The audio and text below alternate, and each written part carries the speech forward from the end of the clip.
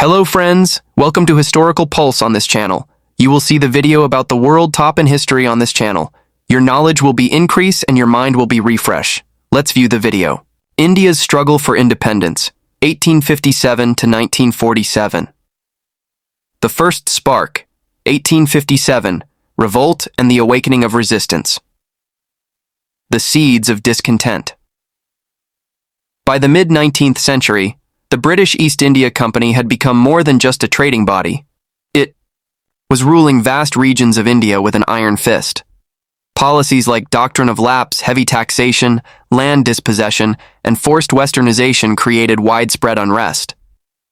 But the final spark came in 1857 from the most unlikely place, within the army meant to protect British interests. The trigger, greased cartridges and religious fury.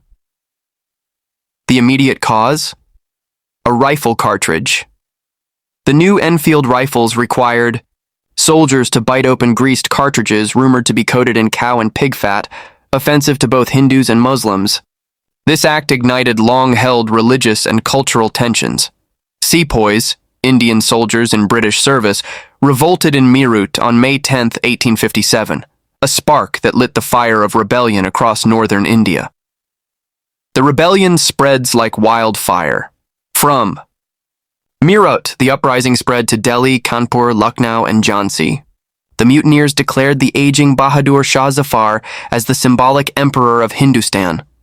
Local leaders like Rani Lakshmi Bai, Tantia Tope, Nana Sahib, and Begum Hazrat Mahal rose with courage and fierce resistance, challenging British control on multiple fronts. Heroism and betrayal.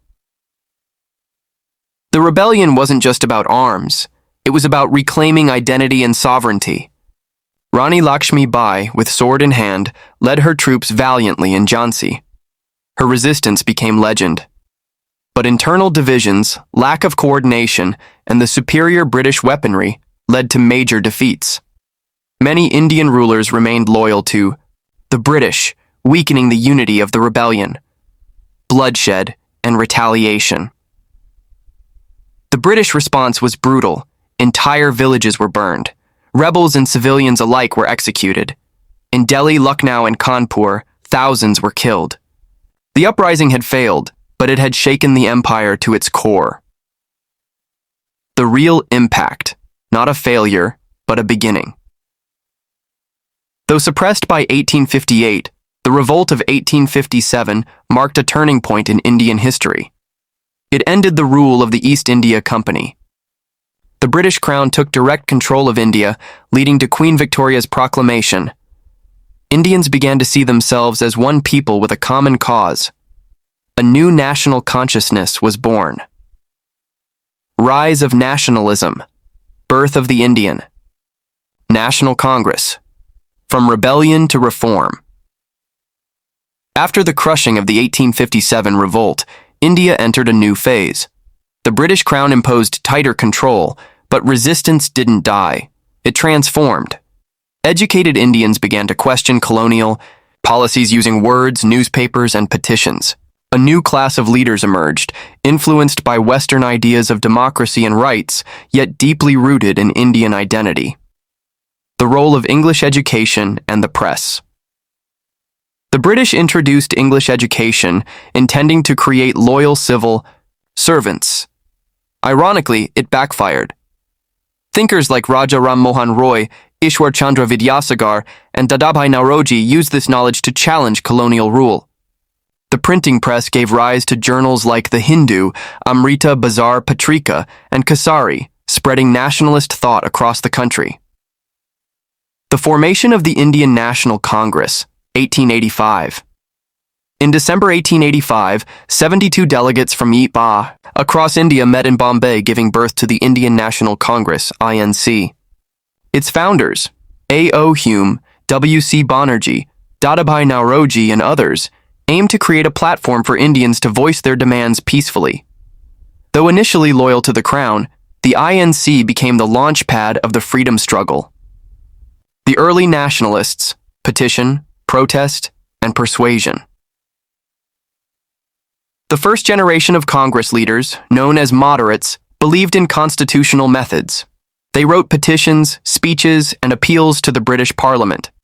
Their key demands included representation of Indians in civil services, reduction in military expenditure, protection of Indian industries, fair taxation. These leaders included Gopal Krishna Gokhale, Surendranath Banerjee, and Ferozeshah Mehta, idealistic, articulate, and reform-minded. Rise of assertive nationalism. But after decades of being ignored, a more radical wing emerged. Known as the extremists, they believed self-rule was a right, not a favor. Led by Bal Gangadhar Tilak, Bipin Chandra Pal, and Lala Lajpat Rai, they used fiery speeches, mass mobilization, and cultural revivalism to inspire people.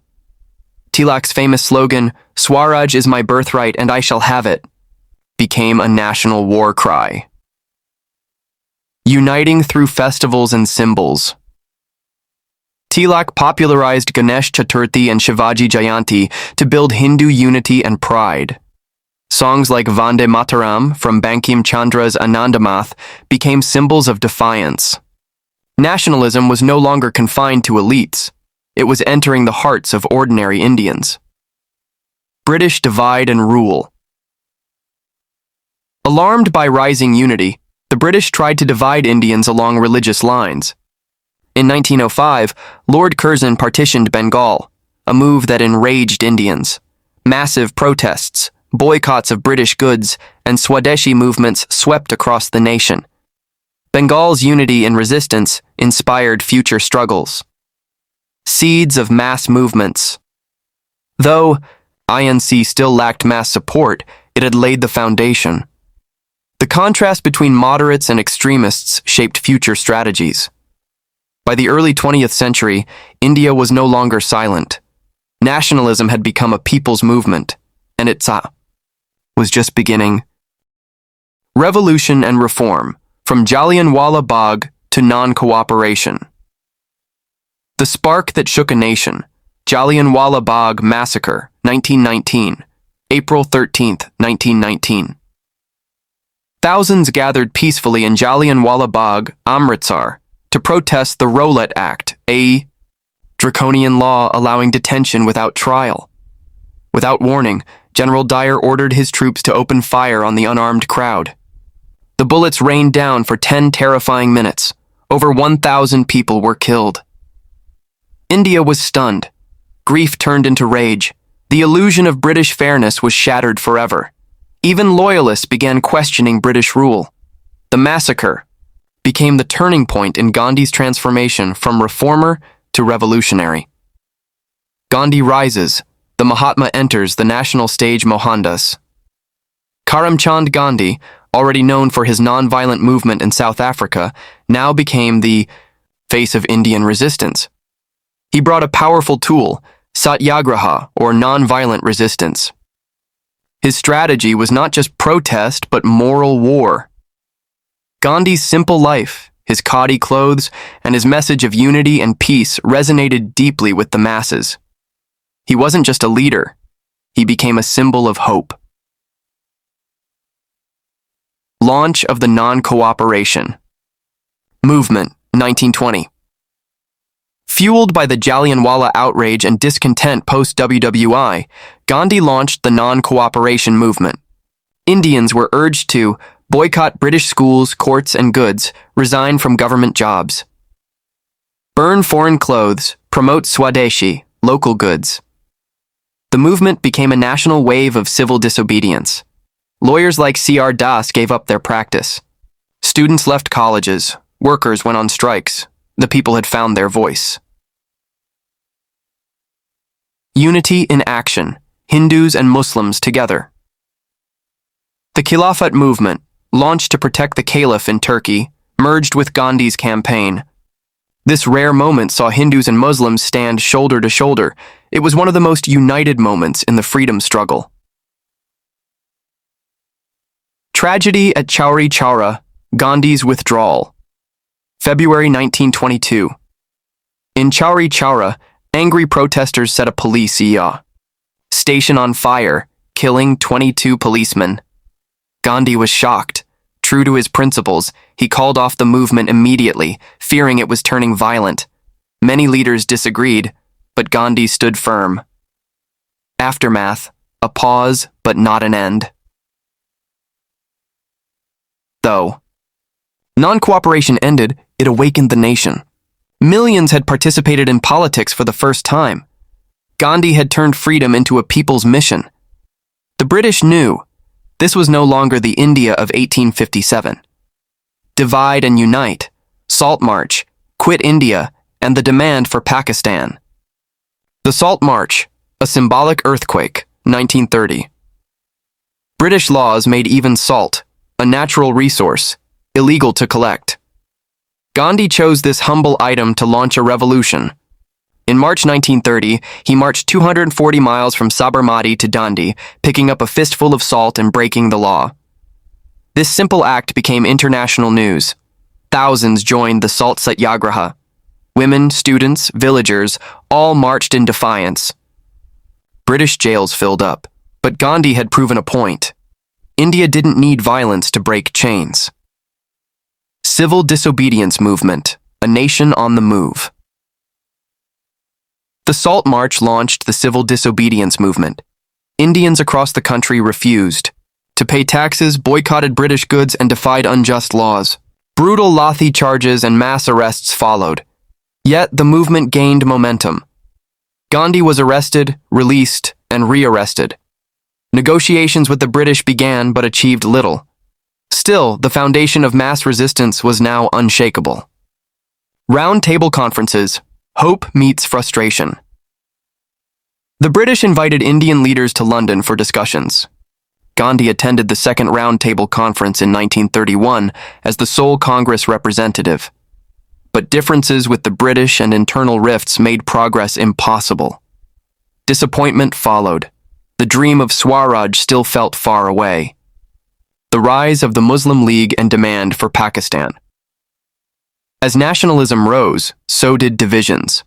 Muhammad Ali Jinnah and the Muslim League began to assert that Muslims were a separate nation. The fear of Hindu dominance and British divide and rule, politics deepened the rift. In 1940, the Lahore Resolution called for a separate Muslim state, Pakistan. What began as unity was now drifting apart.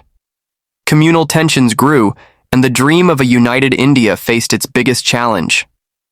The Quit India movement. Do or Die, 1942. In August 1942, Gandhi gave the call, Quit India. This was no longer about negotiation, it was a direct demand for British withdrawal. Mass protests erupted. Trains were derailed, telegraph lines cut. Leaders were arrested immediately. But the flame spread, from students to farmers, from towns to villages.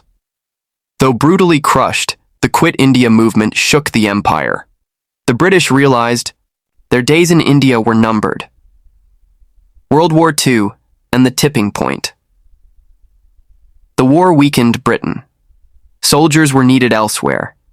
Resources were stretched. Meanwhile, Indian leaders held their ground. The INA, Indian National Army, led by Subhash Chandra Bose, gained international attention. India was rising from within and without. Freedom and fire, the partition and the birth of two nations. Independence declared, August 15th, 1947. At midnight, August 15th, 1947, India finally awoke to freedom. After 200 years of British rule, the tricolour was hoisted, and Pandit Jawaharlal Nehru declared, "At the stroke of the midnight hour, India will awake to life and freedom." It was a day of joy, pride, and triumph, the result of decades of struggle, sacrifice, and unity, the tragedy of partition. But freedom came with a deep wound, partition. India was divided into two nations, India and Pakistan. Over 15 million people were displaced. Riots, massacres, and chaos consumed Punjab and Bengal. Families were torn apart. Trains arrived full of corpses. It was one of the largest and bloodiest mass migrations in human history. A nation mourns. Gandhi's last fight. Gandhi, heartbroken by the violence, fasted to stop riots in Delhi. He walked among refugees and killers, preaching peace. But hatred had spilled over. On January 30th, 1948, Mahatma Gandhi was assassinated by a Hindu extremist. The father of the nation fell, a martyr to unity. The dawn of a new India. Despite the pain, India emerged stronger. A democratic constitution was formed. The struggle united Indians across caste, class, and religion. The legacy of the freedom movement lives on. In every vote cast, in every voice raised for justice.